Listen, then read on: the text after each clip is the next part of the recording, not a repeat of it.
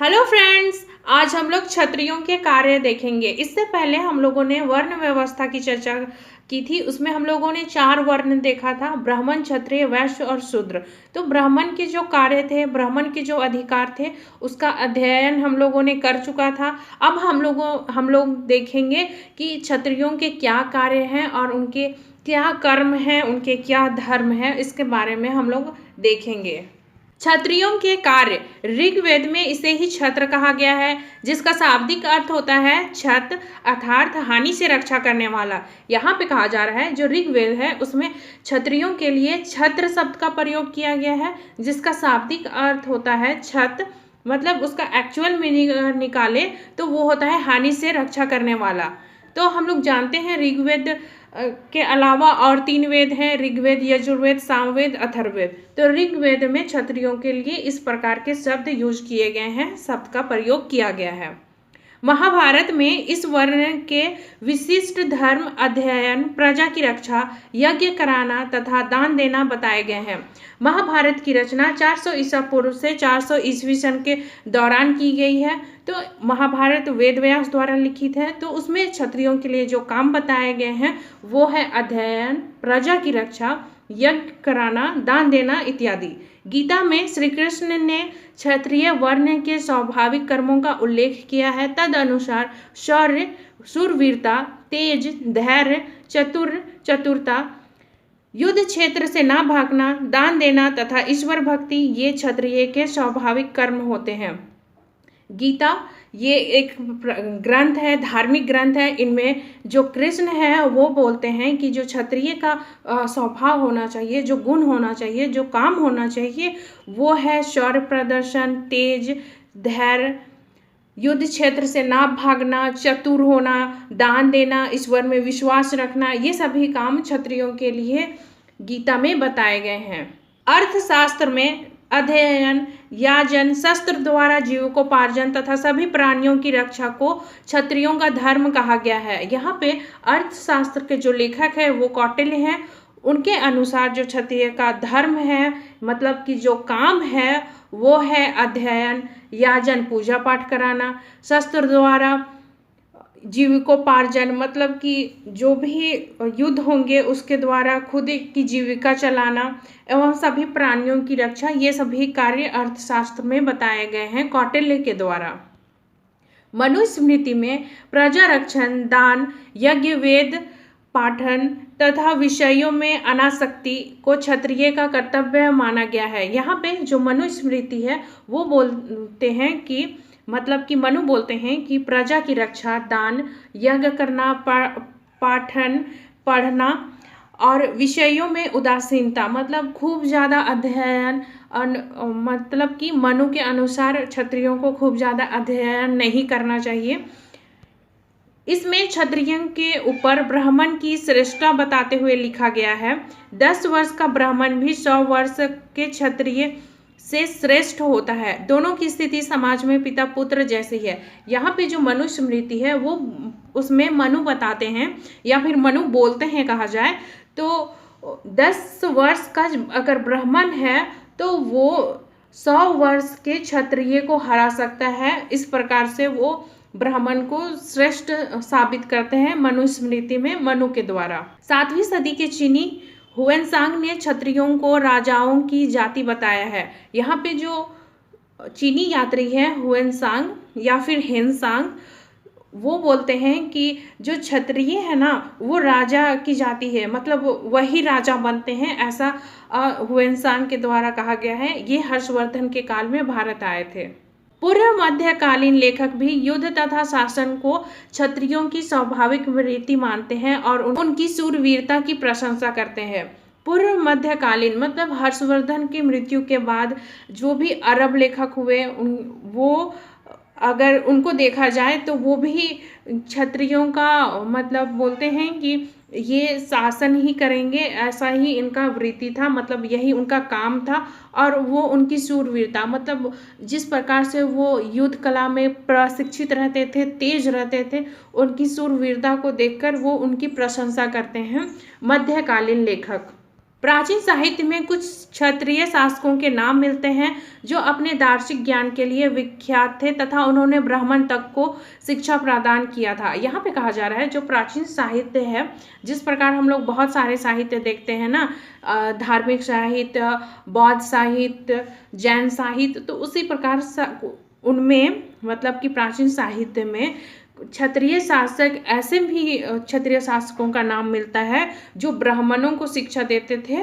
तो यहाँ पे जो मनु बोल रहे हैं कि ब्राह्मण ही श्रेष्ठ हैं, क्षत्रिय को हरा देते थे अपने शास्त्र के द्वारा, तो वो मनु के अकॉर्डिंग था। लेकिन प्राचीन जो साहित्य है वो ये भी बताते हैं कि ऐसे ऐसे भी क्षत्रिय हुए समाज में जो ब्राह्मणों तक को शिक्षा देते थे, उन्हें प्रशिक्षित करते थे।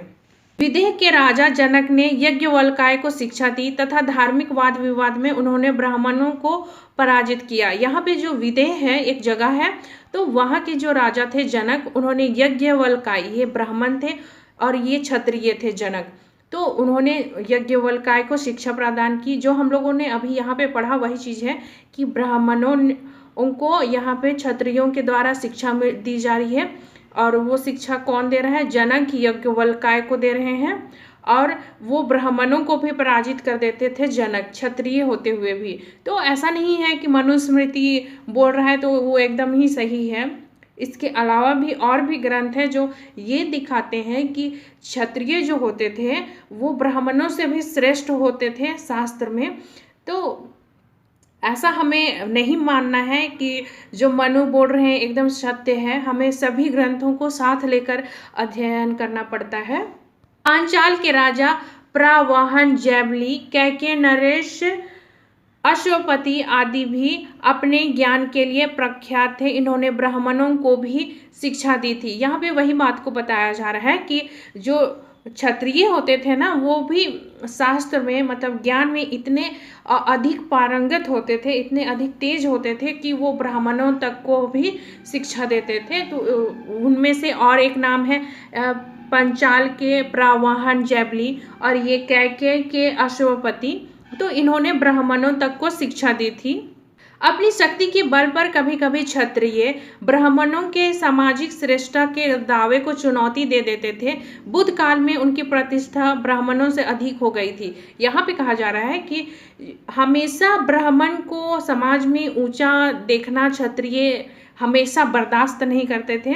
कभी कभी उनके बीच लड़ाई हो जाता था, क्योंकि जो क्षत्रिय होते थे वो हमेशा जनता की रक्षा करते थे, उन्हें युद्ध करना पड़ता था, युद्ध के लिए बहुत सारा प्रैक्टिस करना पड़ता था, तो हमेशा वो तलवारबाजी करते थे, ऐसे में उन्हें चोट भी लगती थी। जबकि जो ब्राह्मण होते थे केवल वेद अध्ययन करते थे, याजन यज्ञ वगैरह, और वो बोलते थे कि हम लोग समाज में श्रेष्ठ हैं। तो ऐसे में क्षत्रिय और ब्राह्मण का लड़ाई होना स्वाभाविक था, मतलब होना ही था। तो बुद्ध के काल में उनकी प्रतिष्ठा, मतलब जो क्षत्रिय थी और ब्राह्मण की जो लड़ाई थी वो ज़्यादा हो गई, और क्षत्रिय जो बोलते थे ब्राह्मणों से श्रेष्ठ यहाँ पे स्थिति हो गई थी, मतलब कि बुद्ध के काल में।